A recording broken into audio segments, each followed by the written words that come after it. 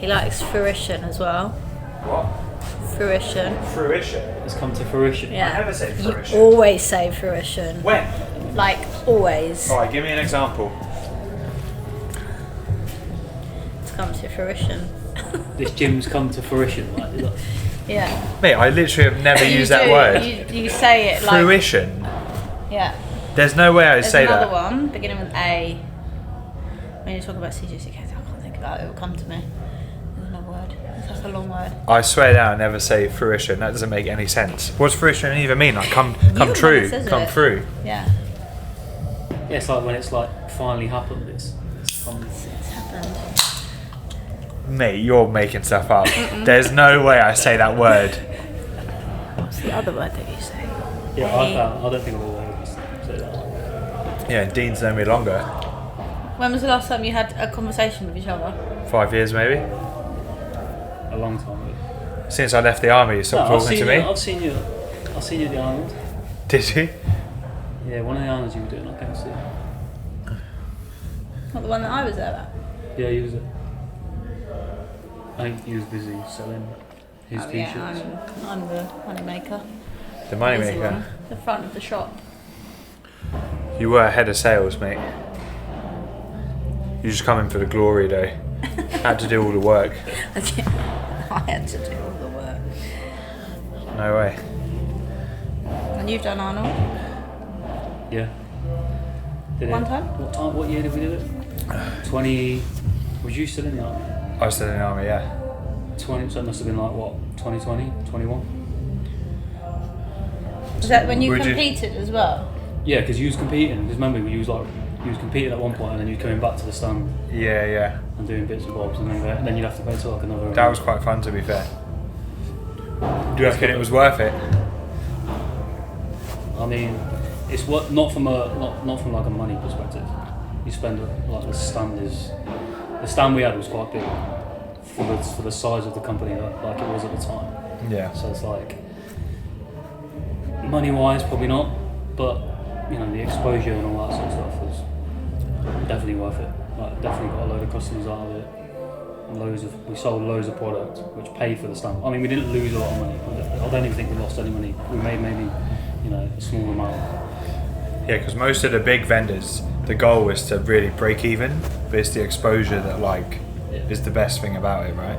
Yeah. And then you just get so many new people just like get involved with the brand and see all the stuff that you've got. Yeah. Do you do much with ambassadors and people that promote it and discount codes and Not stuff? really anymore. We don't really do any discounts. I've tried to not become like a discount brand. Yeah. Because once you become a discount brand, that's Like what Pizza people Express. expect it. Yeah, and people expect it every time they order, it's 40% off or whatever. So we do 2 discounts a year. We do normal Black Friday sale, and then we might do either a Christmas or a summer sale or something. And then ambassadors, we've had a few over the years. All have been really good. Most of them have just moved on because they've got bigger in their own accounts, and then they've gone to work for actual individual brands rather than a brand like mine, which sells all different brands. But so they've gone to a specific brand. So they're just moving forward in their own careers. But then we've had Adam Collard. I don't know if you know who that is. He did Love Island for a bit. Oh yeah. I do remember him posting some stuff actually. He posted. He was did some work for him, and he did all that for free. So his brother is in the army. Is in the Fusiliers. So he just messaged his brother and said, "Oh, I know this guy doing all supplements. Do you want to get involved?" And yeah, he just did some bits, 6 months or a year or something. Didn't you train that bloke? No. No. Was he in my platoon? He might have been in one of the platoons that I was covering for a bit, which I think how I knew him. But he wasn't one of my recruits. It's all about networking. Yeah. So what do you do in the army now? Now I'm a Supp major for a company. So 100 odd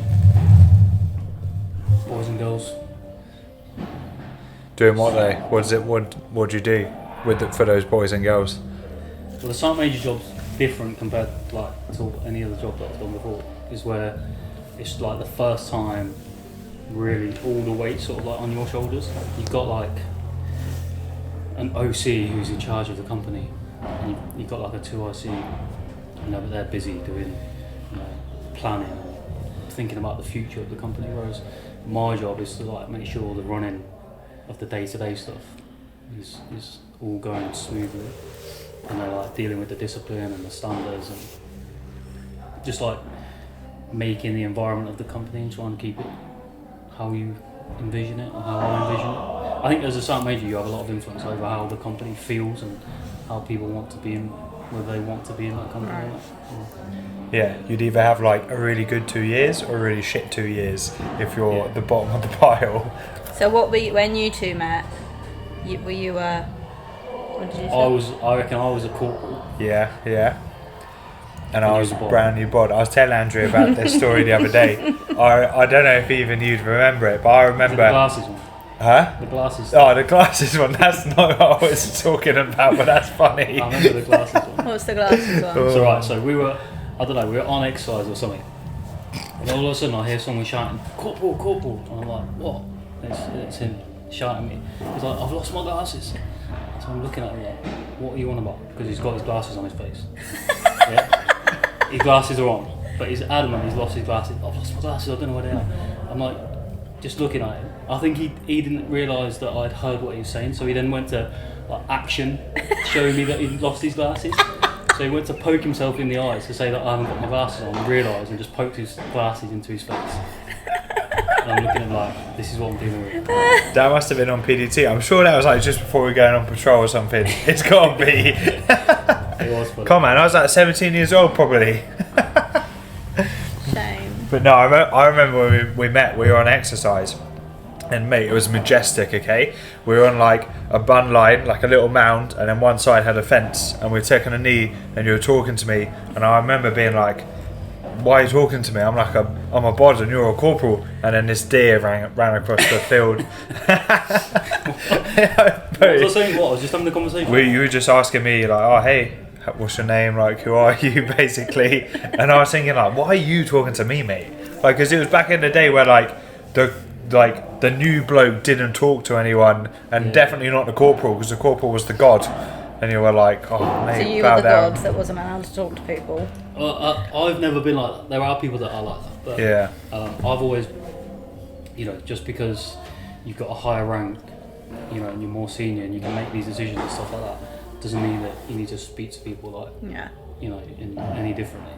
But that on the flip side of that, it doesn't mean that like people can just take the piss and just be however they want. You still hold the standards and stuff like that. It's just you can do it in a way where you can speak to people like they're normal human people.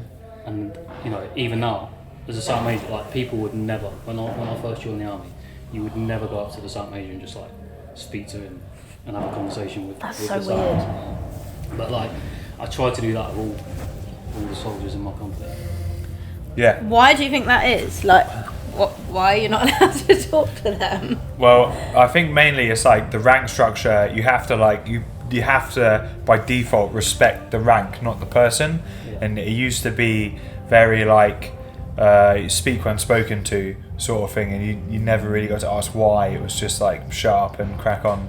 I think people find it difficult, like in the job, it's difficult to have a relationship with somebody where you can speak to them normally, but then when they're doing something that's not up to the standard, be able to like tell them, because then you sort of like feel uncomfortable doing it.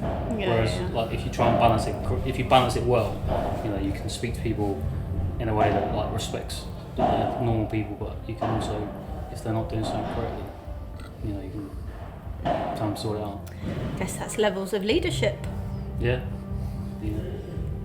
Yeah, because you never really, and the person that was always very like aggressive and mean to the people at lower ranks, no one ever like respected them or liked them, but just by default you had to do what they say, and then that person is even more aware of that people don't like him, but they only do what he say because he's a higher rank.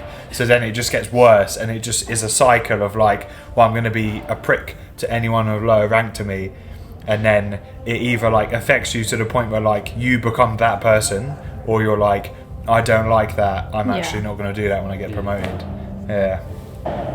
I think as well, I'm like, a lot of people are fixated in the moment that they're in, whereas like I can see the future, and like these people are going to be corporals and sergeants and stuff themselves, and you know, I wouldn't speak to them like that then. And I'm going to be out of the army, and like, you know, they're going to have completed their own careers and all this sort of stuff. So, and even how old were you when you joined? I was 19 when I joined. So I was doing A levels at the time, and my whole plan was like go to university. I did like A level biology, psychology, chemistry. Got to the end, I was going to go to uni, and then I don't know what happened. I just changed my mind and joined the army. But I didn't struggle with like the education sort of pathway. I just don't know. I just wanted to change. But like Iraq was going on, Afghanistan had just sort of kicking off. So I think I just got drawn in by all the media and stuff. Yeah. Like that. So I left. How many tours did you do?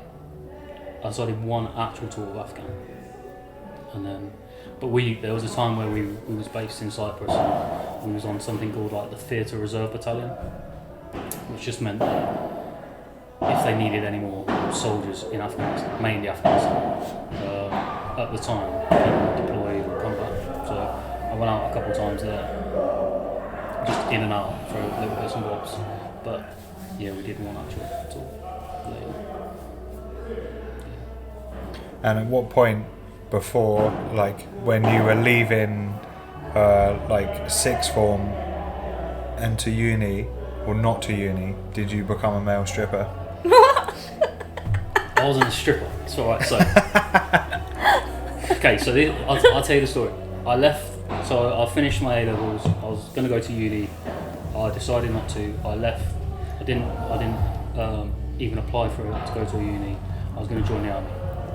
To join the army back then, I don't really even know the process now, but you had to get your doctor to like fill out a load of documents and then send them off. Right. So I did that, and it come back that I had to wait another year until I could join. Because when I was a kid, I had like really bad asthma, which was I'd grown out of at this point, but it wasn't clear for long enough. It had to be clear for like 5 or 6 years before you could join it. So I was like a year early when I applied. So they were like, no, you need to wait another year. You can't join.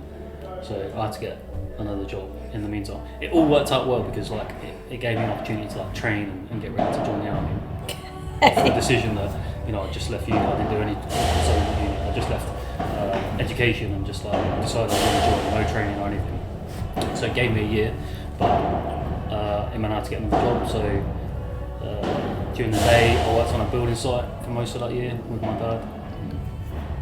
It was alright, didn't mind it.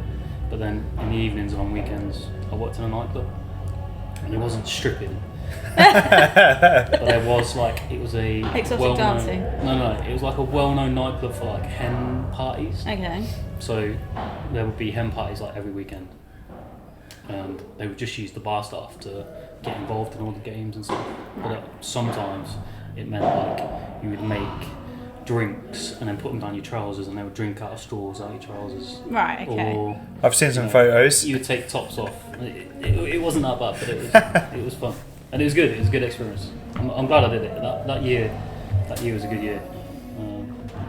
Nice little break before like yeah, the rest of your life in the army. all my life. Yeah. Male stripper taught you well for the army. Yeah. People never believe me. There is photos, but. And out of all of your roles in the army that you've done, what do you think has been your most favourite one? Out of all the different jobs, all the different ranks. It would either be section commander at Catterick or instructor at Sandhurst. Both very similar and very different at the same time. So I thought you could only go to Sandhurst if you went to uni, or is that wrong?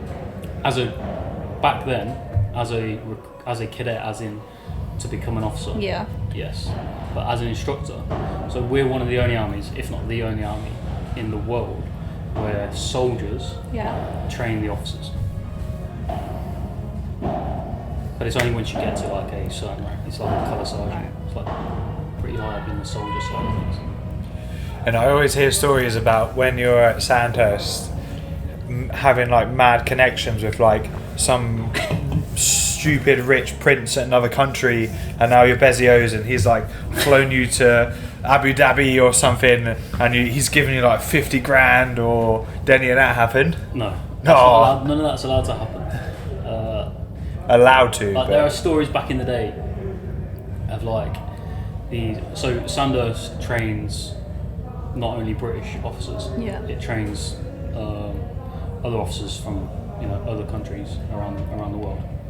But they pay a fee to attend the course and get trained. A lot of them are very wealthy. A lot of them are in the sort of the royal family of their countries, or at least very under some very influential people. So they have a lot of money. And back in the day, there's stories of them buying cars for while they were at Sandhurst and then just leaving them behind and for the instructors and all this sort of stuff. That 100% doesn't happen anymore. Why do you think it's not allowed to happen though? Because it's just like taking advantage of. It's like you're in a position of power and you're using that power to like accept. It's like Gifts blackmailing. and stuff, and yeah, it can be seen as like getting paid off to give them better results and stuff like that. Yeah, I guess that. So I don't know how much happened in the past. You taught the officers there. Yeah. So I started as a lot of my career has been involved around instructing.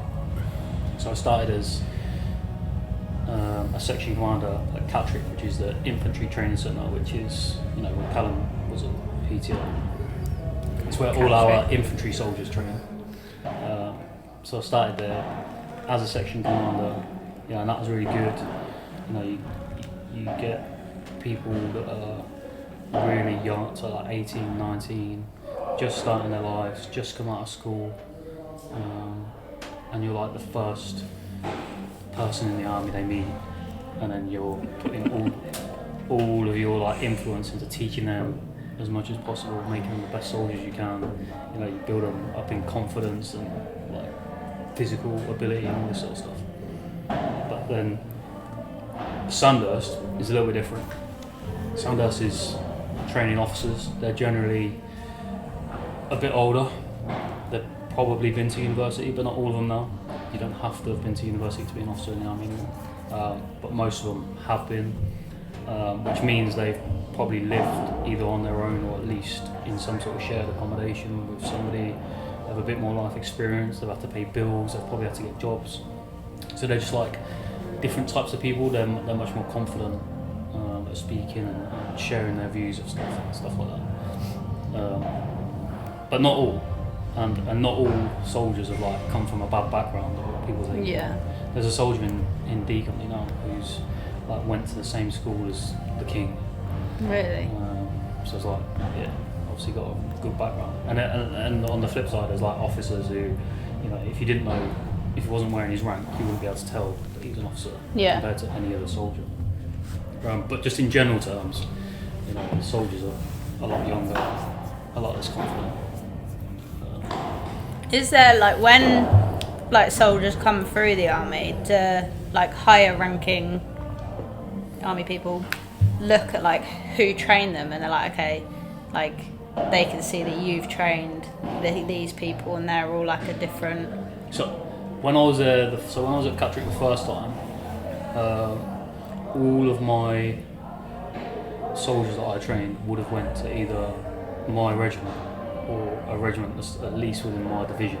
So ones we work with closely and we know. So yeah, back then, you would have trained people that There's people that I trained that are like section commanders now, and sergeants and stuff themselves. And it doesn't happen as much anymore, which I think the army has sort of made a mistake in allowing that sort of.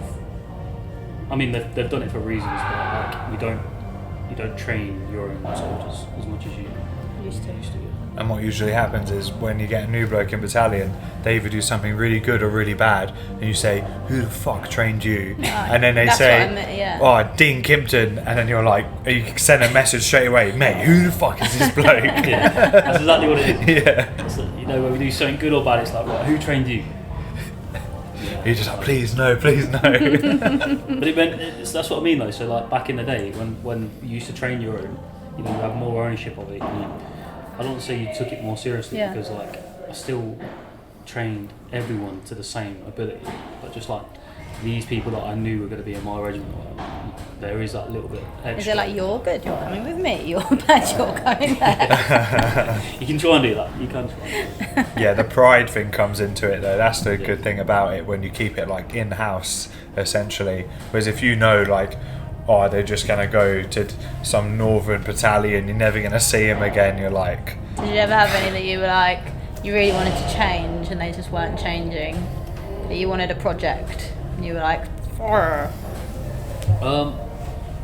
Yeah, I mean, there's definitely like different challenges with different types of people that you get, especially in the army, in the infantry as well. Like, I can only speak for the infantry, but the type of people that we recruit or that we want to be infantry soldiers are the type of people that, you know, probably get in more trouble outside of the army than what you expect. But these are the people like we want, and it doesn't. That's not me giving an excuse for them to be going around doing stupid things and, you know, breaking the law or anything like that. Because again, it's not acceptable. But like, these are the people that we recruit, and you have to accept. You have to accept a little bit of that they're going to come with some stuff that might not align straight away, and then it's your job to try and get them in line. And when you were at Catterick, didn't you get like the CO's commendation or something? You got some fancy letter? Catterick, I got I can't remember what it's called. It's basically the head of the training establishment, like commendation for. Basically, I didn't lose any recruits in the first few weeks. Back then, it was like I think the first 8 weeks, something like that, wasn't it? Yeah. Recruits could like leave. Yeah. They could just say, "I've had enough. See you." I'm handing my notice in 2 weeks' time." And that 2 weeks is mainly just so they can handle their kit back in and that sort of stuff. But they're handing like a 2 week notice and they can just leave. And then after that 2 weeks, it's probably the same now, 2 weeks-ish, 10 weeks, something like that. That's when their contract officially like starts and they're in the army for the 4 years. So you have to stay in for 4 years? Yes, you have to stay in for 4 years. Yeah. But yeah, people would leave and I don't know, for some reason, people who were in my sections they didn't leave, and it was picked up on somehow. That's cool. Yeah, because I think it's interesting, like different perspectives, right? Like you've gone in there to go and like train people and coach them up essentially, whereas as someone who's like of the old and bold mentality would go there and try and weed out as many people as possible and basically almost like force people to leave rather than trying to build on whoever that person is. Interesting, like the different mindsets of people. And there are people that like just don't fit.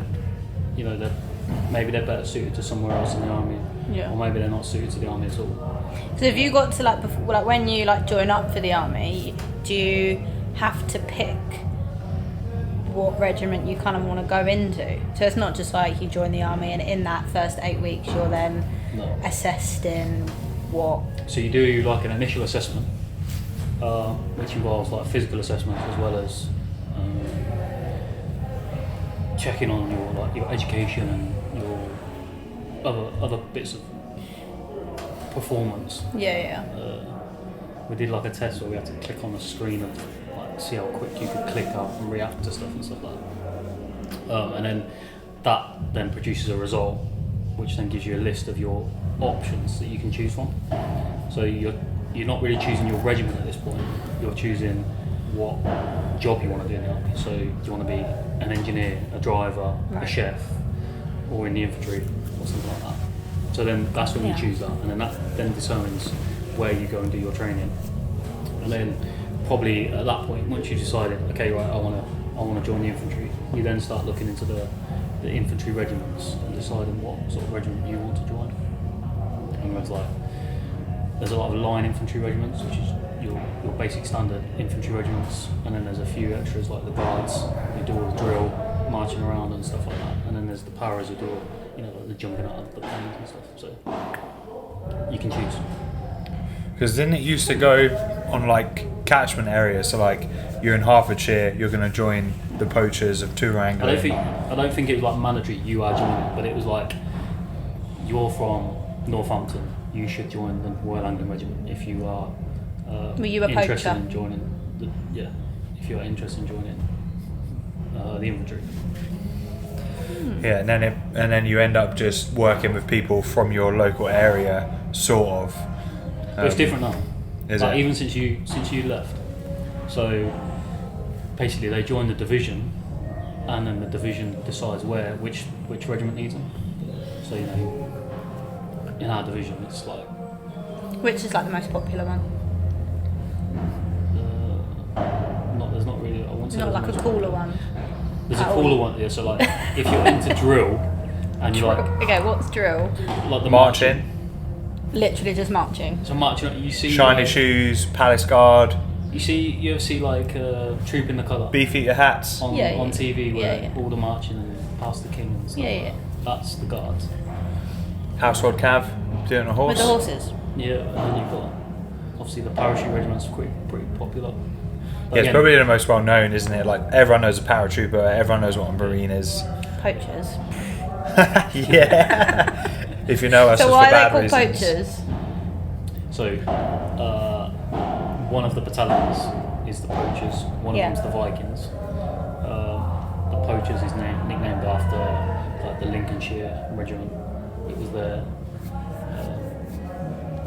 nickname back in the day before we became basically the Lincolnshire regiment, the Northamptonshire regiment, and a few others all joined together to form the Royal Anglian Regiment. Right. They diversified I all the other see, way. I see. And we just took like bits from each one to like remember the history, and the nickname was from that.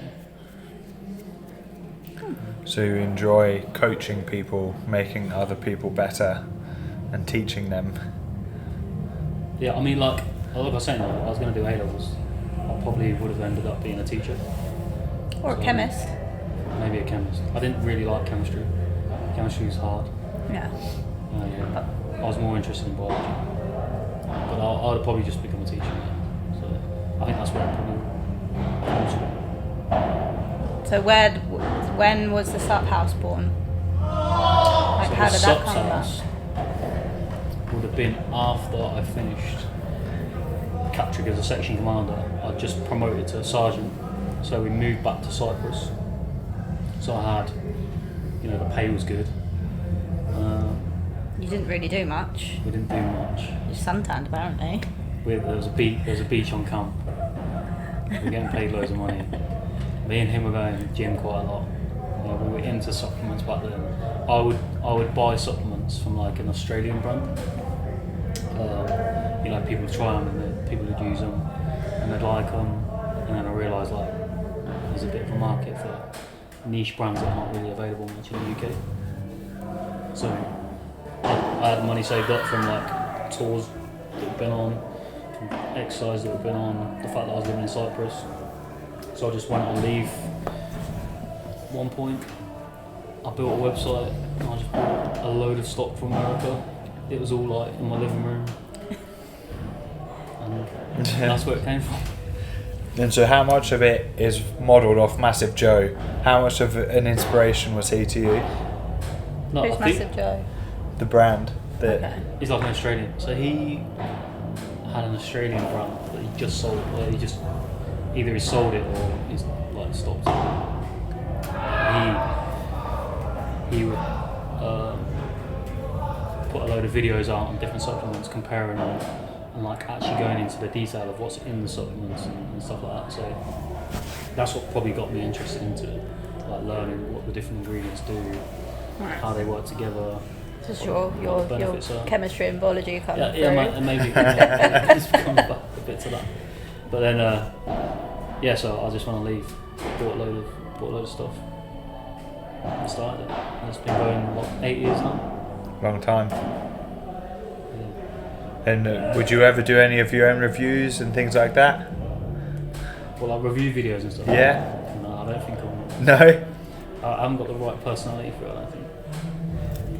You need someone who's a bit more outgoing, a bit Flamboyant.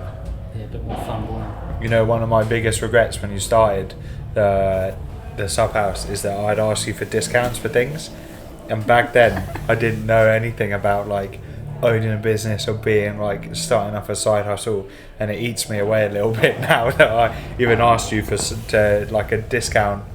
I'm thinking like, what the fuck, mate? No, I don't think. Unless you understand it, it doesn't, like, it's normal. Yeah. To be like I think it's the same in every business. Like, if you know somebody who's a builder who like can do a bathroom and he's your mate, you wanna like, yeah, can you square me away, do me a good price? Yeah. But like, when you're that person, and then like everyone's asking you for discounts, and like you're trying to get your business up and going. But like, I just think it is what it is. And I do think though, like, if you want to support, like, people say, yeah, I'm supporting your business, you know, you're my mate, but give me a discount. But it's like, if you really wanted to support the business, you just buy it. Yeah. I'm not really a fan of discounts now that I've like been on the grind for a few years. Yeah. Now I try and like, if I know them, pay in full. Yeah. If I don't know them, then whatever, you can give me a discount. But like you said, there's discounts. But like, what do you do when you go onto like a big brand now? Google, are there any discount codes? Yeah. Like, and 9 times out of 10, you find one to give you free shipping. Someone emailed me the other day. It's like, just got my order. Thanks for all this stuff. Blah blah blah. Just want to let you know I could have got it on this other site for this discount. Maybe you should look at doing it. It's like. Thank you. Thank you. Cheers. And how have you found it with all of the different roles you've had in the army, with still managing to run the Supp house? I think it's been all right mostly. There's been a couple of times where I've been away, which has made it difficult because I still do, like, I don't pack the parcels or send them. You know, people do that now, but I still do like the social media side of it. I still do the ordering of all the stock, and the managing of most of the background, and literally all of the website I do myself. So that sort of stuff is hard when you're away to stay on top of. You know, things fall behind. But generally, I'm on leave straight after, and I can catch up if I've been away for a long period of time. Yeah, I guess the main thing in it is probably stock management, right? Yeah, like making stock's sure. the hardest thing to make sure that we keep. Do you on top keep of. it all in one warehouse? Yeah. And how many people have you got working for you? So it's 2, and it's all family. Nice. So it's quite easy. And do they have like jobs as well? Do they just work for you? One of them does, and then one of them works. Nice. That's cool. That's good. Yeah, and so what do you obviously have like best sellers, or you were saying you like to buy niche products that aren't really available in the UK. Is that harder to sell because they're not well known, or they're just hard to get in the UK? I think that the market, and it's changed since I started, because a lot more of these brands are available now in the UK. But when I first started, you know, the market that we went for was people who knew what they were looking for in products. So it wasn't just like, what's the best pre-workout, and then my website would come up. It was people who would type in a certain pre-workout, and they were actually after, you know, a certain one that they'd known about. But now these you know, these products from America, Australia, other places, they are generally in the country a lot more than what they used to be. So is that like your USP is? Yeah, so I don't really have the big brands like everyone would know. You know, they're doing their own thing. Yeah. They're making a lot of money through their own websites. They don't need, you know, smaller. I think it's different if I had like a shop, like brick and mortar store where people could come in, because then you could get them bring back. A lot of people want supplements like the same day. Yeah. Yeah. So people would prefer to just quickly run in the shop, grab their pre-workout, and then they've got it. So having them bigger brands in a shop makes sense, but on a website they can just order it from the brand's website. Do you think you'd ever get a retail shop? I don't know. I haven't really looked into it. I think it's just a lot of work, and I wouldn't have time for it. Yeah. I reckon you'd have to be like in like a big city, hey? Yeah. Like, And you need a good location where Yeah. like, people can park. You don't want to be on like a high street. Yeah. Yeah, it becomes harder, right? Because then you're guaranteed to increase your outgoings through like staff, rent of the shop or whatever, and you need to be open literally like every hour of the day. It seems like almost unnecessary, innit? And I don't know what the what's the market like in shops at the minute. well, the They're high all, like, street's closing closing down. Yeah. But yeah, high Nothing streets on are it. dead at the moment. And you're right, everyone just goes online. It's just No easy, one's ever isn't it? like, I'm going shopping for supplements. No, they just come to your door. Unless you like did some sort of like smoothie bar as well, or like it'd have to be like a supplement store and something. Like give people a reason to come almost. Yeah, I mean, a lot of people get. I think people get them from the gyms. Yeah. as well. Yeah. Like gyms always have like a little backdrop of supplements. Well, every now and again we'll do like we're just going to buy some protein, and we'll do like a bulk order sort of thing. So yeah. So you're thinking about doing Arnold again? Yeah, I might do it again. When is it? Is it Aprilish time? Yeah. Yeah, it's normally March, April Yeah. sort of time. I think it's changed from when we did it. Yeah, because some like they didn't come for 1 year, and then there was like some. Well, this is just what I heard on a grapevine, but some like not complaining. Some disagreement about money and funds and how much they were going to spend. Because you remember Body Power? Body Power Yeah, was yeah. before the Arnold, wasn't it? Yeah. And then that just I remember the completely- pokiest little CrossFit Wait, didn't we go to competition Body Power? Yeah, we went. I think we Yeah. went a few years. We seen Matty Joe there at Body Power. Yeah. Or was that the Arnold? I don't know. Either way, we went to both. Because that was Yeah. pre-Arnold and then it changed to Arnold, right? Yeah. Yeah. And We'll do it again. Yeah, I think we will do it. I'll come work, mate. Yeah, it was good. I need a weekend away. We stayed in a hotel around the corner and just like. We went to a gym, yeah, and obviously like it's like the place to be in the fitness industry, right? It was like a standard bodybuilding gym, iron plates everywhere. You literally couldn't fucking walk around this gym, and everyone there was like swear down. They were like 7 foot, 150 kilos, shredded, massive. And then there's little me and Dean walking around like, fuck's sake, what are we gonna And do? you couldn't even train properly. Like you couldn't just do like, say you wanted to do a chest session. There's no way you could get on enough bits of kit to do chest. So you just like bouncing between whatever was available. Right. It was crazy. I remember thinking like, yeah, I go gym, like I'm in pretty good nick. And I went there and I was like, I am fucking tiny. I am tiny. Yeah, but we was in the army at the time doing loads of phys and that, and these people are like doing all sorts of drugs, Yeah. steroids and whatnot. Yeah. It was Yeah, it was there's a some reality large check for people. me. So what's your training like at the moment? Mostly I run. Oh. Yeah, mostly I run. I do a lot of running. I do a bit of strength. Maybe I train 2 or 3 times a week. But I'm running quite a lot. I try to run about 80k to 100k a week. Any races booked in? No, so I was training for a marathon in Bath, and I was going to do it with somebody else. That somebody else got posted away into Germany, so couldn't go. But also I hurt my back doing a bent over row. What? Because I'm old. So I didn't do that. But I was training for a marathon. I was trying to go sub 3. I think I could do 2:55. Wow. Maybe 2:50. Rapido. But a lot of my training just revolves around, what the army wants me to do, which is run a 2k. So you're on like the army run team? No. There's like fitness standards that you have to achieve every 6 months Okay. when you're in the army. Yeah, but mate, surely you can fucking lightly jog the 2k and you're fine. Yeah, but I'm not happy just jogging it and then Yeah. everyone else is running by. What is the general fitness level of people in the army now?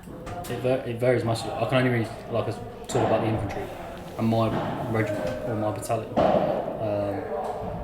and different battalions have different focuses on what they sort of want from the soldiers. So at the minute, our battalion's big focus is on tabbing. I think civilians would call it like rucking or yomping. It's like Yomping. yeah, there's a few. That's like a marine thing, isn't it? Yomping. That's what they call it. There's a few companies now who like produce all the kit, but it's basically a backpack full of weight, and then you go over a certain distance. They actually do a little bit of that in CrossFit from time to time. Yeah. I've seen A ruck. They call it like a ruck. Yeah, Go rucking. Rucking, yeah. So you just go for a little jog with a backpack on. Yeah. Yeah. But I try to run. You want to be the best in your. Well, he's got to lead by example. Exactly. Yeah. Can't be the crusty old sergeant major.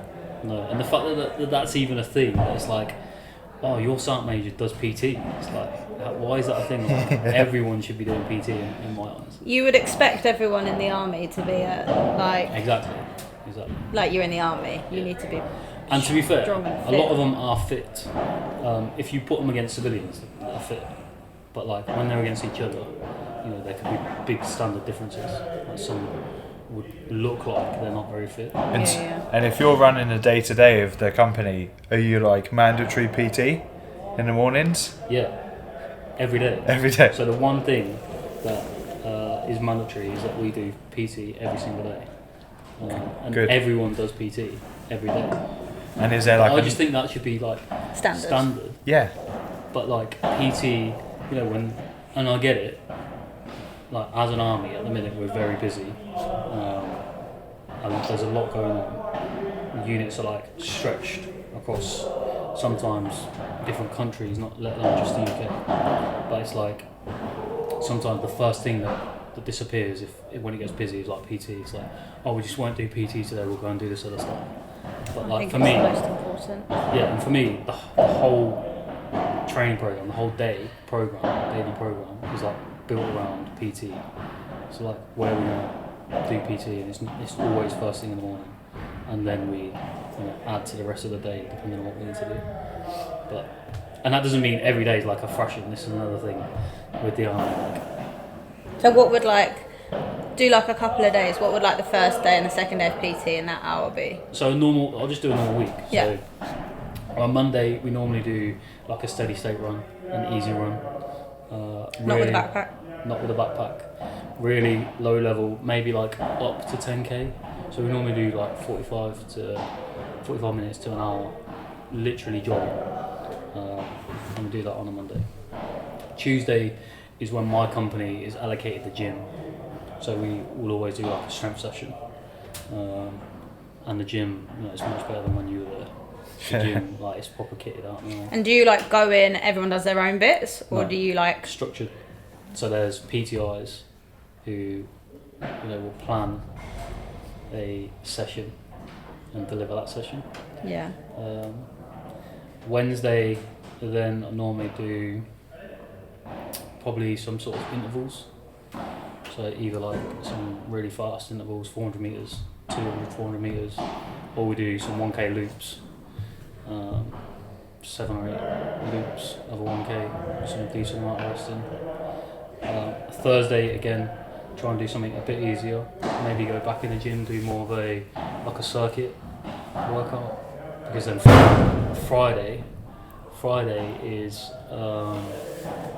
what we call CO's PT. It's basically the whole battalion gets together and does PT at the same time, and it's normally like it's normally like a. Usually you get beasted. Yeah, Is that it's- like it's in a big gym? No, it's normally with a backpack on, running around. With your helmet and your Helmet. rifle, someone's getting shouted at. Yeah.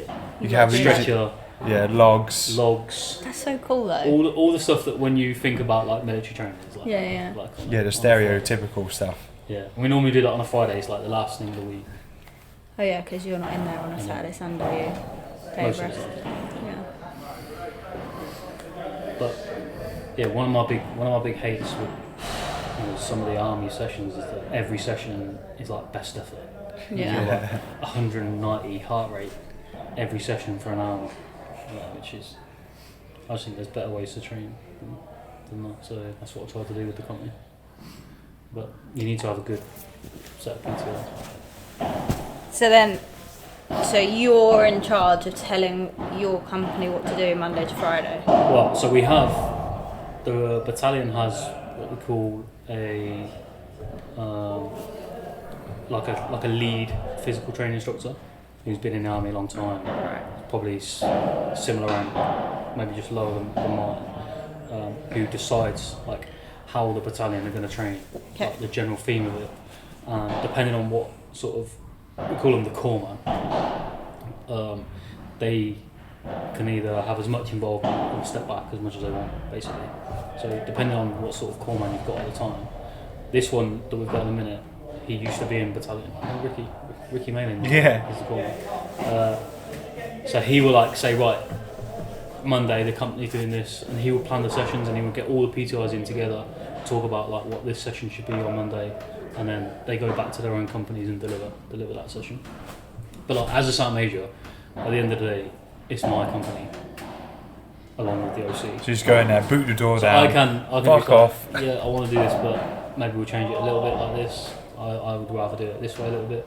But generally, you know, Ricky's a really good corps man, so we generally just go with whatever he asks us to do. So surely that should just be the standard in the whole of the army, no? Do we do PT every day? Yeah. Yeah, but I mean, there's different areas of the army. In my opinion, that's what it should be. That's what I like the most, and it only really happens like if you have a good drive, like and a good steer. Like if you know, right, I'm going on this exercise, I'm going on this deployment, then you can sort of get everyone in a mindset that that's what they're working towards and they're building themselves up. But if you don't give them like something good to work towards, then that's when people like start going sick all the time or like not invested in themselves, and then that's when you get some fat dossers around. There's obviously there's what I try to get across as well. It's not just about like physical fitness. Like doing fitness is like good for your mental health. Yeah. Good for your sleep, all this sort of stuff. So there's more reasons than just doing it than so that I can run a quick 2 kilometre run. Yeah. I know, like especially when you're doing sessions as a whole company and there's like 100 people, and like everyone knows each other and you're all having a laugh, and it's like building that teamwork and cohesion. Yeah. That's what it's all about. Creating that environment where people, they want to do phys together. It's a bit like CrossFit gyms. Yeah, because some people don't actually like exercising, right? And when you're in the army, it can feel like when you're being made to do something, you don't enjoy it as much as when it's like your choice. So that's why it can sometimes, like people can end up hating on it. But when I left the army and joined the CrossFit gym, I was like, mate, these people fucking beat themselves. Everyone's like sending it. Whereas in the army, sometimes you have to be a little bit more motivational to people to get them to like put the effort in. And it comes back to, I think, like, again, when all the sessions are 180 beats a minute, red line, hard, you can't do that every single day. No. And then you just lose motivation to do it. And I think that's a bit of it. People just, their bodies are just tired. What's the cookouts like these days? Because it's not been pay as you dine or it's pay as you dine been like that for ages now. Yeah, it's been pay as you dine for ages. Yeah. So, and it's good. Like the cookhouse is gleaming. It's been revamped. Is it? So it's all modern. Is it still Sodexo? What's Sodexo? A company that do like catering for loads and loads of people. I think so. It's like a civilian catering company that does the army's food. And you eat there 3 meals a day? No, I don't eat there at all. Oh. Not because I would eat in there, and I do go in there now and again, but I just prefer. I'm normally tapping away, but the soldiers eat in there 3 meals a day if they go to breakfast, and if they're not ordering pizza in the evening. But it's really good. There's loads of options now. There's you can get jack and potato and omelette bar. It's not just the standard these 3 things. Chips. Yeah. Beans, chips, gravy. There's some crazy meals that they used to do. But, I mean, Scott's good. Yeah. Do you do much like education around like nutrition and like the sleep thing and? There's been loads more recently. People come round. I think a lot of the PTIs do it now. they would deliver some lessons on like nutrition and stuff like that. Obviously, I'm always talking about sleep and stuff. Yeah. On Instagram. Have you? When are you gonna get a sauna on camp? There is. Is there a sauna in the new gym? I don't. Because I went to a few camps with a sauna, and mate, it's fucking good. I know. Well, I was in Norway for a bit, and every one of their camps had a sauna, and all their soldiers like used it all That's the time, cool. and it was just the best thing ever. So good. Yeah. And the sleep stuff. I think the med centre have been delivering some briefs and stuff on the sleep, so I think the lads are starting to take it on a bit more. But then again, it's like that. Yes, I want them to go to bed nice and early and eat really well and be ready for work the next day. But then on the flip side of that, I also want them to be having a laugh and having fun and doing stuff as, you know, with all their mates and all that sort of stuff. Got to balance the fun dad and the disciplined It's all dad, about isn't it? balance. My whole job is all about balance of everything. And so how many years in the army have you done now? 18. 18. So in 4 years, that's what, a full career? No, 22 years? It's I think? 24 now. 24. Yeah, it's extended. And is that the goal, to get 6 more years under your belt? I'm at least going to finish that. Yeah. Because I think, for me, if I left, people always say because I've got like my own business and I do other bits and bobs, and I could leave. I could leave the army now and I'll be fine. But it's like, it would just feel, because I've gone so far, it just feel like unfinished. Like, it's like, what's the point? Yeah. What's another 6 years? Mate, I always tell you to leave. Did you see yourself like when you got to, what did you do, 10 years? 10, Did yeah. you get to like 10 years and you were like, oh. So there's like a thing in the army where once you get to 12 years, you're pretty much committed for the rest of it. Yeah. So like everyone gets to their like 12 year or 11 years and be like, right, what am I going to do? Should I leave? Should I stay? Should I leave? Because a lot of it's to do with the pension.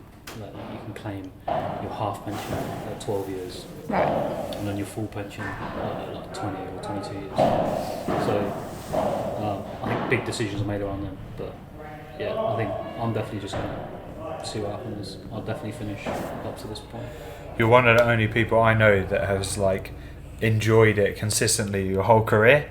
Like I've never really heard you complain about it, whereas sometimes in the army it can almost like become popular to moan about the job, but then all you got to think is like, well, just leave then. Yeah. Like, why are you still in? Yeah. But people I mean, don't get me wrong, like before you joined up, Yeah. I wanted to leave the army. So after I'd done Afghan, so maybe it was just after you joined.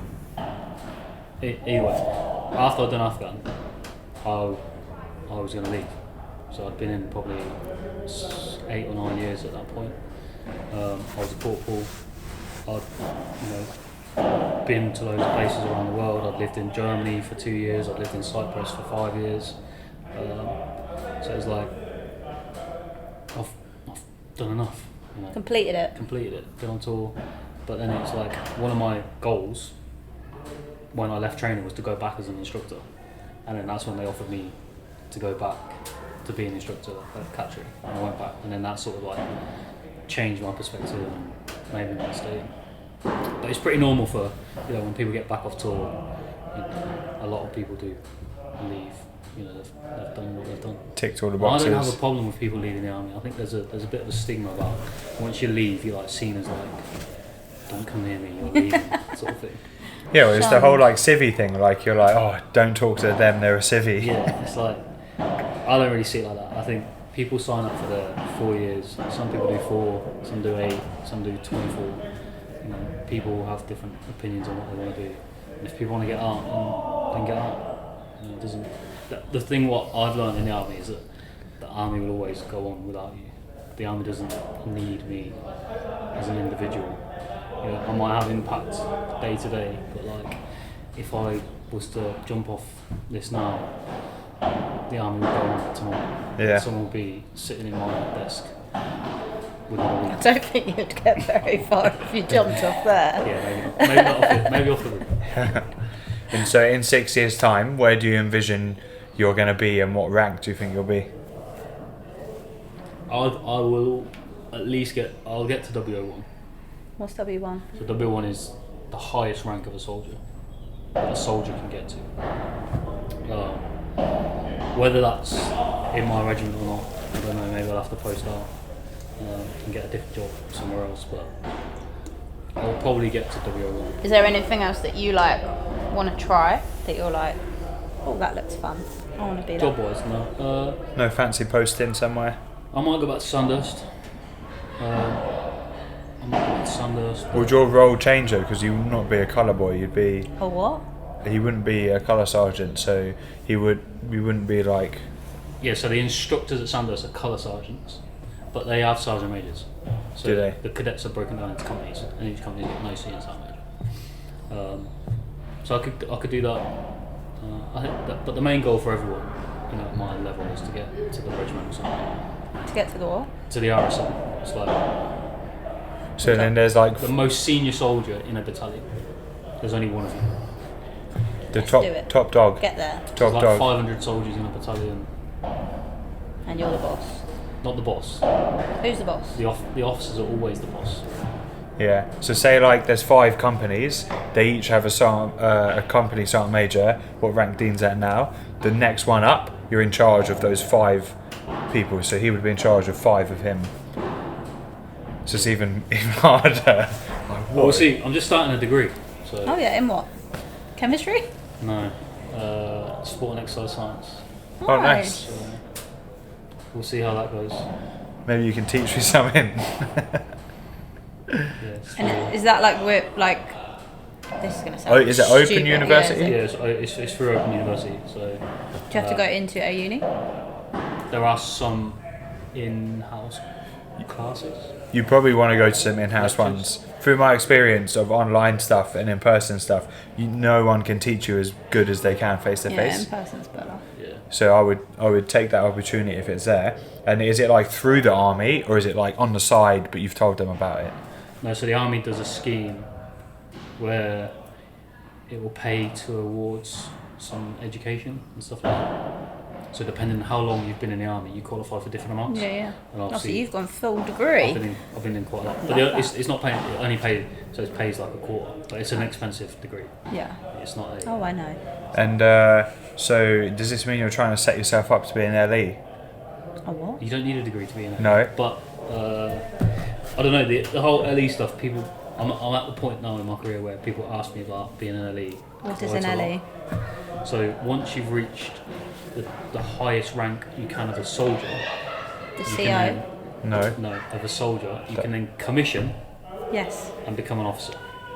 Ah, And they're usually And they're called late entry officers, so LE officers. my sister's friend's one of them.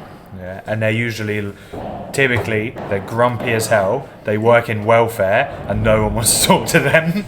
Yeah, this is something that it's based on individuals. yeah. You can change it. You can change it as you go. The status quo. Yeah. But yeah, the thing that, like you say, they mostly the ones that would interact with people are the welfare officer, the MT, so responsible for like the vehicles and stuff, or the careers officer. I'd be interested in doing the careers officer stuff. You manage pretty much everyone, help them get the jobs they want to get. Is that like in the army or if It's they in leave? the army. Okay. But yeah, the other 2 jobs don't really appeal to me. Not that I think there's anything wrong with them, but it's just. What made you decide to do like a sports science degree? I don't know. I've always been interested in like training. And, my life. A lot of my life is evolved around some sort of stuff to do with fitness. And I read a lot about it. I've learned quite a lot about it. So just getting a qualification within it made sense. Nice. Especially when the army say we'll pay towards it. Mm. You might as well take the opportunity. Have a string to the bow. Yeah. And then hopefully lads listen to me when I'm telling them stuff. Yeah. Like go to sleep. I have a degree. You must sleep for 8 to 10 hours a night. Yeah. 8 to 10, that'd be the dream. If I could get a 10 We're hours not sleep a bad. night. We're not far off that. Since we've been car sharing, it's not been the greatest. Oh really? Yeah. Andrea likes to wake up What time do early. you have to leave to get there in the morning? Well, like a Wednesday, 30-minute Thursday, and drive. Friday are usually earlies. 5 a.m. You leave your house at 5. Nah, we wake up about 5. Wake up. Wake up about 5. But yeah, pretty much pack your bags on the road. But you're like early sleepers, right? Like 9 o'clock. I remember yeah. you've always been a sleeper. Yeah, mate. Yeah. 9 o'clock, you're like nodding 9 off. o'clock. Like a corpse. So I train so hard, mate. That's why. Past 9 o'clock. I don't get these people that stay awake till like 12, 1 o'clock in the morning. Well, it's natural. It's in your DNA. Yeah, some You people have have. like a chronotype. Have you heard of that? I've not heard of it, but Chronotype. people got different? Was it circadian rhythms or Yeah, something? it's like a circadian. So you have a circadian rhythm, and everyone has a different chronotype. So basically, the period on a 24-hour clock of where your body wants to go to sleep. So some people are like really early, 9 o'clock, and then they're getting up at 5, 6 o'clock. Some people 10 o'clock, getting up at The night 7, 8. owls. Yeah, but then there's people that like, and it's in their DNA. There's nothing they can do about it. Their body will naturally want to go to sleep at like 1 a.m. No. 2 a.m. That's and crazy, innit? They sleep in. For a normal job. They're in shit state because they're always sleeping outside of what their body wants to do. What's yours? I think if I could. So basically, there's a. You can get a test. You can get a test done. Right. What the hell? It costs a lot of money. Okay. Have you got it? Have you had it? No. There's a question, but basically you ask yourself, if you lived on a desert island, and you had no responsibilities, what time would you go to sleep? What time would you wake up? So I reckon I would go to sleep probably 11ish. Wake up at 7:30. Yeah, but if I didn't have any responsibilities, I'd go to bed later as well. No, I think I'd I'd still go to bed at early. like, I reckon like 10, half 10. I'd be like 8:30, 10, I think. Yeah. And wake up at. So how much is the test? I don't know. It's a proper like stuff stuck to your head. So you can either pay like a few grand for this test, or you can just ask yourself that question. what the hell? That's it. But If you you can- want to actually know, But you could sell that for half the price to people. yeah. Maybe I'll sell it on the website. Yeah. Chronotype consultation. Once they buy it, it just comes up with a question. What time would you sleep if you lived on a desert island? Yeah, they send it off, you hit submit, and it says we'll get back to you in 24 hours, and you just copy and paste it. Oh. But it's all crazy because it's all like natural. It's all in your DNA. So it's like going back to like soldiers and stuff. When we're on exercise, we obviously lose a lot of sleep, up a lot of hours. We do a lot of working throughout the night. But it's like people are falling asleep. People fall asleep on stack. Yeah. Very rarely does someone like will put their weapon down and just lay down and just go sleep on purpose. Yeah. It's always like their body is literally cutting off and shutting off. Yeah. But like, that's not me saying, just let people. You go just sleep giving on people a stack. free pass, mate. No, that's not like soldiers need to be resilient and be able to like work through it. Yeah. But it's just like they are. How much fighting trouble against do you get in if you fall asleep on stag? a lot. Yeah, but have you ever heard of 50-50? Yeah, What's not on that? stag though. What's 50-50? Stag during the night, stag's always like 2 people. Yeah. So like 50-50, one of you. Right. You have a nap, I'll keep that. Yeah, and then what happens is that you'll be like, yeah, 50-50, cool, wake you up in 20 minutes. And then 3 hours later, you're both like, oh, fucking hell. Yeah. And then all of a sudden, in the morning, someone's like, oh, I don't think I got woke up for stag last night. And then everyone shuts Then up. what happens to them? Normally they get charged. What, like money? Money. Yeah. There's 2 ways you get to a soldier. You take their time off them, or you take their money off them. Whatever that That's is. what they hate the most. Yeah. And then so they call it an ND, a negligent discharge. If you fire around by accident, you get fined like what, $1,000 or something? Yeah, it depends on the circumstances, but You go full whack, mate. Come on. yeah, but if you fire your weapon when you're not supposed to, it's obviously dangerous. Yeah, you could shoot someone in the face. Yeah. Yeah, you always they call it a naughty Dennis. You get a naughty Dennis every now and The then. name's changed now. Is it? What? It's not negligent. It's unintentional. Unintentional. Because there are times where It's an been accident? The fault of the weapon. That's what I'd be claiming. So that's not. It wasn't me, it was not- the weapon. That's not negligence. That's unintentional. Yeah, but how do you prove that? You have to get it stripped and tested? So as soon as a weapon's fired, accidentally or unintentionally, the weapon is taken to an armour and inspected. Is that like, does this count on exercise or is that just on ops? No, it counts as missiles. Really? So what does he do? Does he get the yellow rifle? No, What's it the gets- yellow it gets- rifle? It's a wooden one that's painted yellow. No, So you just look like a twat. you get a stick. Yeah. You're incompetent. No, generally you're they just having a get they get stick. their weapon replaced. They have to redo their weapon test to make sure that they're safe on it, Ah. and then that weapon will then get Is checked. your weapon like your weapon? So you get your gun and that's your gun. No, Sometimes, if you're like on ops, surely you get like. no. So on ops, when you deploy anywhere, you've Yeah. got your weapon. And no Well, one's like- allowed to touch it. No, You have to be an arm's distance away from it at all times. Yeah, You have to carry it around with you. it stays on your. It Yeah. stays with you at all times, no matter where you go. And if you see someone just randomly running, they've probably left it in a toilet. Yeah, It has to be an arms. What, even when you're sleeping? Yeah. Under your bed. Literally, mate. If you're in like a wood block on like a traditional exercise, you have to put it in your bivvy bag. So you literally have to like sleep hugging it, basically. What And happens then- if it goes off involuntary? Oh no, it never usually does. And then Wow. so if you're a section commander at Catterick and you're like training people, you go around, you try and steal them, and then in the morning some bloke's like, "Fuck, where's my rifle?"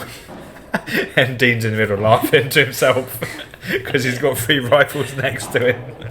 yeah. Not laughing at the time, but Yeah, at the time you're serious, yeah. making them crawl the trap plan. Stole your gun.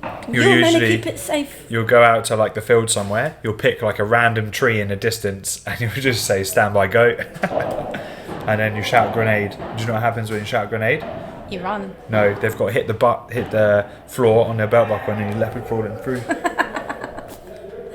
You Yeah. make people do this. I have done. Yeah, Yeah. You? Yeah. You do it on PT all the time. PT's worse. Like, because they come in and you literally just fuck with people. this is what annoys me about PT, Yeah. PTIs. Yeah. So If it's battle PT, that's a given. You have to do it. my take on it is that the army is really good at fitness. They really understand the science behind it. They really understand, at the high level, they understand everything. And as it comes down, it filters down, and then you get down to the company level, and you've got Lance Corporal, whoever, Smith, who has done his PTI course, that wakes up and just decides this is what we're doing, and this is how we're going to run it, and just does anything he wants. That's what gets ruined. The thing is, though, battle PT has to be like that. That's the only way it can be. Easy. Other training, We're at war. good training. Battle PT I like is the battle PT. dirty, gritty. You're crawling around. It's not to break them, but you've got to make it hard and uncomfortable. Yeah. Yeah. You're building up resilience, building up mental toughness. Should we do battle PT here? No one would survive. No one would survive, mate. Cool They're in the all car weak. park. And I Oh, guarantee that'd be you, really hard. no one would Oh. fucking talk to me afterwards. Yeah. We're gonna go and army crawl through the wheat and the barley. We'd have to wait for it to rain, and they'd all be in Oh. irrigation ditches round the side, Oh, mate. oh. In You could do like an army day. Let's do an Yeah. army day. it would cringe me out a little bit. Yeah. But We when can you're get some at, wooden guns. Yeah, the yellow ones. oh mate, You get can I some- borrow your uniform? You do How do nice something. is it wearing a uniform every day? You don't have to think about what you have to wear. You have to, 'cause you have to iron it and make sure it's perfect. And he's a sergeant major, so he's got to be perfect. Are you good at ironing? Yeah. I'm Yeah. awful. I'm good Yeah, at but that. it must be nice. And Like, you got to make sure your You It's don't good have because to I don't wear the same set every day, so I just normally iron a load at the weekend, and then wear one per day. Yeah. But you don't have to worry about. But you know what's actually a shock in the army when you first join, because you only get like, what is it, like 2 or 3 sets of combats. Yeah. So you're used to wearing like a t-shirt, taking it off the next day, putting a new t-shirt on. But if you've only got 3 bits of like uniform and you only get it washed once a week, you're thinking like, I've got to fucking put this back on. This is disgusting. Why can't you wash it twice a week? Exactly. You can hand wash it. Yeah. No, you can't. No one's hand washing their shit, You mate. can hand wash it in those things. When I was in training, we used to hand wash. Yeah, mate. How Well, things change. or you'd just be a grot bag and you'd wear it for 2 days. A grot bag. Yeah. Yeah, it's a different like kind of culture for certain things. Do you live close to where your Yeah, so I barracks is? bought a house. So basically, you have the option to live on camp if you want to, in like army style accommodation, which is good nowadays. Like everyone's got their own room, but it's like imagine a block of flats Yeah. rather than each flat. It's just broken down into rooms. Yeah. So when you're young and It's like uni living accommodation. life and like partying and like Yeah, having fun in yeah. the evenings, He's and told me all that something. sort of stuff. The Icky block's stories. good. Stuff that goes on in the block. But then when No. you're getting a bit older, you know, not so much into all that sort of stuff, the block is not where you want to be. So, the blocks are separated. So like from private to corporal, we're in the same block, and then sergeant and above we're in a different block. But it's Separate like, the riffraff. yeah, but it's like I was in the block all the way up until I was a sergeant. Because I lived like an hour away in Northampton, so I would drive home on weekends, but I would stay on the block in the evenings.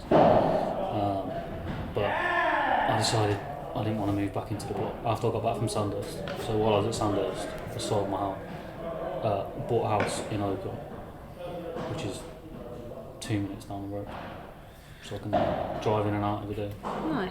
Do you bring your dog to work? Yeah, What dog have you got? chow chow. Is that the big furry fluffy one? Yeah. Fine. Yeah, it's so disobedient, mate. It just bites you, mate. Your It doesn't. fucking dogs hate me, What's mate. his name? Yogi. Yogi. Yogi the Chow Chow. He's the most chilled dog ever. He doesn't care about. Mate, he don't listen. anything. He don't even sit. He does sit. No, he don't. I remember standing on a chair in your house because he was trying to bite me, mate. Yeah, he Literally. would have been he's 8 now, so that would have been years ago. Literally, he would just come around my feet like this non-stop. So what I does he lit- do like, when you're at work? Does he just follow you around? No, he just sits all days in my office. I think it might. It can't be just your dog. I think Chow Chows are just lazy. Like Yeah, they he don't. sleeps like 20 hours a day. Yeah. He's not. Don't care about anything. Don't react to anyone. Like then people come in the office and don't give two Unfazed. shit. Do you take him on your yomps? No, No chance. he's not fit. To be fair, he used to. When I first got him, we used to go on walks for like an hour and a half, just like walking around fields and all that sort of stuff. Now he can barely make half an hour, and he like just sit down and won't move. So, yeah. And so, do you think the blokes like having a dog around? They all love him. Is there just one? Has he got a friend at work? There's just one. But to be fair, in the army, a lot of people bring their dogs in. It's quite common for be a few dogs around the office. So. I like that. And so the rules have changed now, right? With beards and facial hair and stuff. Is there many people that have beards in your company? Loads. Really? You used to have to shave every single day. Why did they change it? I think just Popular demand. get with the times. Because the only thing that they said when we were in is because of the CBRN threat. So if you have your gas mask, you have to have it like sealed, and if you have loads of hair here, it can't get sealed. And for And the that is long right, and that's still a thing. Yeah. Like, the CBRM threat in camp in the UK is pretty low. yeah, So I think they just come to that realization. There's also stuff about standards and what it looks like and the impression that it makes, but yeah. modern society, everyone's got a beard. And it's not really a And is there any people that you're like, you've tried to grow a beard, that's shit, you've got to get rid of that? Yeah, there's standards. Yeah. So there's still You've got a shit beard. Get rid of it. there's still beard standards. That would be me, mate. I'd be like, yeah, this is a beard. You'd be like, get it off. That would be alright, I think. This? No way. It'd need tidying up, but I think it's the right. Are you allowed to have a skinhead? Yeah. Not. You can't have long hair. Yeah, that's just another thing. Like when you sign up for the army, and this is what I think some people forget, is that you sign up to lose some privileges. Uniqueness, Privilege, maybe. but you lose some like decisions Yeah. that you can make, like what style of hair you can have, Yeah. the style of beard you can have, what tattoos you can have. but like that's an agreement you make when you sign up. So like when I tell somebody, you need to get your hair cut, you need to get your hair cut. Yeah. Like it's not up to the standard, but you've signed up for that. You know? Yeah. People forget that. Not many, but You can go against the grain. I used to say anything under your berry is yours. So you know the old ice gem haircuts. People used to have like it used to be shaved here and just a bit on top. People used to just have like massive quiffs when they take their berries I went off. through a phase of what is it, mullets. Really? Yeah, that was a Surely phase. not in the army. Exactly. Come on, guys. Hey, that's the first thing I did It's when like I short left. fucking sides. Yeah, I literally left and was like, I'm never cutting my hair again. No, Fuck this that. is what I was thinking. So when you first grew up, I was like, yeah, he's going through his like hair crisis. Yeah. Like, people leave the army and they just grow their hair. Yeah. Loads of people do. Yeah, literally like big scraggly beards, long hair. But I think that's just a way of like saying, right, I'm taking it back. Yeah, this is my life. Yeah. I'm taking my ownership back of all my stuff. But yeah. I think it's really nice to actually hear that you've actually quite enjoyed your career. The army's good. Like- The army's a good life. And like the positives that you actually have to say for it. So Yeah. obviously you speak to loads of people in it. Like my sister was in the army for 5 years, Yeah. and I think she had like a good experience. Like she got to do a lot. She did a lot of training. She was essentially a triathlete. She did a lot of like went away quite a lot. You like mixed. Some days you're like, I absolutely loved Catterick. It was like the best time ever. Cyprus was amazing, and then other times you're like quite. Yeah. Took my freedom. Well, it's like anything. Like when you're gonna have a job that is only good, like it's very rare. And it's not till like I've left and I looked back that overall it's been very positive on my life. But in the moment, sometimes you're like, oh, it's just shit. Why am I doing this? Absolutely, because you see, like you went in when you were 16, 17. Yeah, 16. It's like, what 16, 17-year-olds like know actually what they want to do with their life? If you're a little bit on the fence and you're like, oh, what do I do? I think it's a great thing to go into. You actually get taught some nice things in life. Yeah, but it's very much dependent on the people you meet, the instructors you get, who like is along your career The journey. mentors you have. Yeah, like imagine if I met an old and bold person when I just come in. I could be that person and still be in the army and being like mean to new people basically and all that sort of stuff. And it's like anything in life. You can either let it mould you to be something you don't want to be, or you can just decide who you want to be, and like you get shaped by your experiences, positive and negative. That's pretty deep, but yeah. And then like you said, no job's perfect. Yeah. And when you're sat in a hole that you just spent 2 days digging and it's pissing it down and you've had no sleep, you can question, what am I doing with my life? But then when you look back at it, that's like some of the best times ever. Yeah. The funniest. You got all the stories from it. I mean, he's got a picture of him in a hole on his desk. Yeah, that's a trench I dug. Looks at it every day. That's what I said to her. And you know what though, all of that stuff is such an anchor, because now I don't do anything hard. Like I'm always inside, I go back to a bed every single night, I get a kitchen, and that's all I dreamt of for ages. Like just those 3 simple things. And now, I'd sit at a desk. Sometimes the days are really long. Sometimes I'm a bit aggy, but nothing's hard. Yeah. In comparison, that is, right? That's why I think you should always do hard things. Like look at the backyard ultra you did. That's really fucking hard. So now that makes other things get into perspective of, oh, this is actually not that bad. How was it? I want to do one. It was very hard. 12 till 3 o'clock in the morning was like pretty rough. The worst hour was 3 till 4. That was like contemplating life choices. What was the loop? So it's like you come out of here and you go around. There's like 3 fields here. It was about just under 4k. So there's like 3 hills. The last bit stretch up is like literally always up a hill. But like where like it's not rained this whole summer, the floor was so hard. So like you get like, I think I was about 8 hours in and you're just like that fucking bosh, and you're my like lower back. Knees are pounding. I'll invite you to our next hard thing, mate. We're gonna do one a year. I think next year I want to do 12 hours max distance. Same loop, but like I'm in.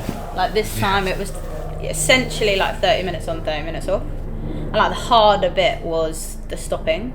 Yeah. The stopping, having to eat, having to then You're, start like, forcing again. Carbohydrates down. Yeah. Whereas I think if you did 12 hours max distance, you would go more gels on the way. Like you wouldn't just come back here and have to have a fucking picnic. You could structure the 12 hours different. So like you could run for longer for a bit Yeah. and then have a longer break.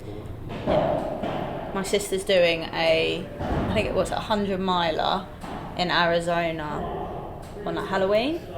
She attempted it last year and she didn't finish because she got 120k in and her quads just like seized up. And then so she wants to complete it. She's going back again.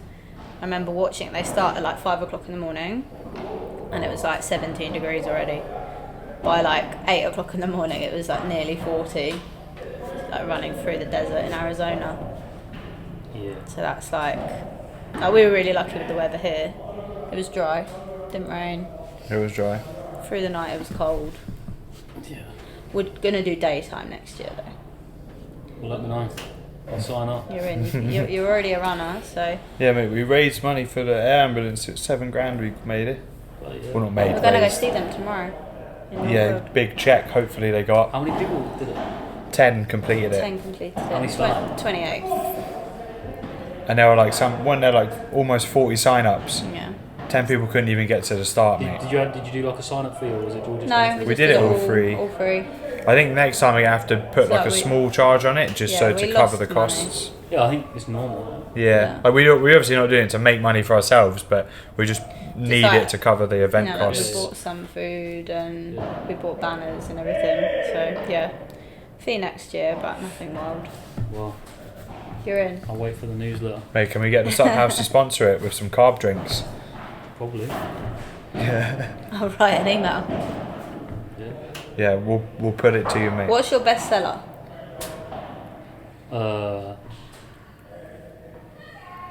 Probably either protein or pre-workout. What flavour? Also, actual best Yeah, product. like your seller- best product. Individual one, mate, that's going to be hard to know off the top of your head. No, I think probably. Well, did you see when Perform released the chocolate explosion? The Easter. Sure. It was like an Easter special chocolate egg explosion. Okay. That just like flew off the shelves. Couldn't Really? keep it in stock. But generally, like year round, it's probably like chocolate brownie button. Mate, do you sell any Utopia? No, they What's discontinued. Utopia? Mate, it's the best nootropic that ever existed. I've been looking for another. So we do have some nootropics, Yeah. and I've been looking for one that has the same effects as that. So what is it? Nootropic is something that like helps stimulate your brain as well as your muscles. So generally they have a bit of caffeine in, but then they have ingredients that are called nootropics. Okay. Basically like enhanced focus, Got ya. clarity. You need some of that. I know, yeah. And I don't know if we just bought into like the aura of Utopia, but we took it, No, and I remember so, being like, mate. I'm pretty sure that there was other stuff in that Yeah. was not on the label. The limitless pill, but in powder form. That is what it was like. Yeah. Everyone who had it says the same thing. Yeah. I wonder why I discontinued it. If it was like, well, surely it was quite Got popular. red listed. Yeah, probably. Yeah, the government wanted them. Yeah. Would you ever start your own brand? Yeah, so I would, and I have planned it more than once. So I've planned it a few times to release my own. It's just the time, the Energy. energy going into it. Isn't it? It's just a big commitment.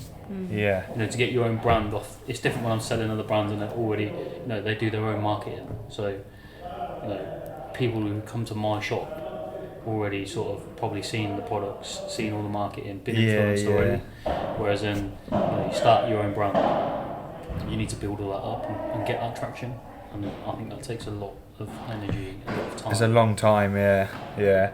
I'd usually describe it as like bandwidth in my brain. Yeah. Like you only have so much bandwidth to give to stuff. Yeah. So if a startup takes like a large amount of it, and then you think like how much is that going to take away from your actual job? Yeah. And I do think like I've got like, not blowing my own trumpet, but I've got like a lot of capacity to do. Like I can get quite a lot of things done. So like, I'm training, I'm doing the army, I've got my own business, I'm about to start a degree. That's quite a lot of stuff already that I'm doing. Yeah. To add another company on top of that, it's a big commitment. But I think eventually, at some point, whether it's in the supplement business, I will start another company. What that looks like at the minute, I don't know. Yeah. Would you ever think about like outsourcing some of the stuff there? Like just get someone to sort out all the marketing. Like someone's already sorting out you could do packaging. That. What I wouldn't do is like white label sort of. Yeah. Get stuff off the shelf. To me, that seems like white labeling is when like another company do all of the supplement and just put a sticker on it. You just put my brand sticker on. Yeah. And say it's mine. That's like to me, it's like a cop out. That's a bit weird. A lot of brands do it to start up because it's like the product's already there in a warehouse somewhere with no label on it. Someone's already made it. It's already good to go. It's the easiest option to take. You just buy it. It reduces the put your label costs. on it, reduces the cost massively, and then just release it. And then you build up traction, you build up a customer base, and then you bring out. You sort of like slowly. But have you got to say like this pushing isn't it. my product? This is someone else's. No. It is your That's product. It is your product. And then there's also like proprietary blends, right? What's that? I know that's sort of like loads of different ingredients. Yeah. So when you look at let's take the easiest one is a pre-workout. You look at the label. If you can see all of the ingredients in a list with how much of each ingredient is in that tub, then that's like the best standard Got you. you can get. A proprietary blend it tells you what ingredients are in that tub, but it doesn't tell you how much of each. So it could be loads of random powder, carbohydrate powder or whatever, sugar. One scoop of protein. A little bit of caffeine. Got ya. A little bit of this. And do you reckon that's because they just all mix it up in one tub and they won't know, or is it because they're trying to like? Yeah, they're just trying to hide the fact that there's not lots of it there's not in, lots of it.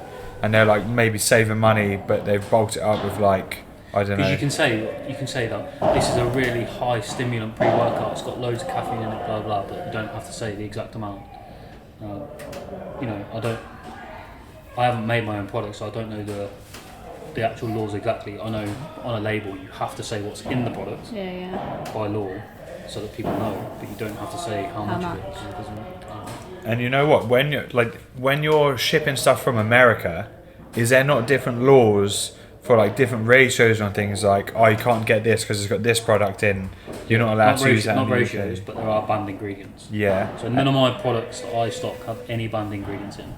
So hopefully not. one thing, as in on the label. Yeah. There's no banned ingredients, and a lot of the brands I do get tested. But the first people ask me when they hear that I own a Supp company and I'm in the army, is like, oh, can you take it while you're in the army? Has it got any banned stuff in it and all this stuff? So Informed sports. And there's informed sports, but none of the products that I stock have got any sort of ingredients that are not legal in the UK. Yeah. Because you can still, so as a consumer, you can buy a product from America and take it yourself. That's fine. Even if it's got ingredients in it that are not allowed to be sold in the UK, you just can't sell it in the UK. Have you got the little like sticker on your things to say that it's like, is it water? No, because they're not my brands. Right. So each brand has to do it themselves. each brand has to do it themselves. Yeah, and that's what that's in informal sports. You basically send off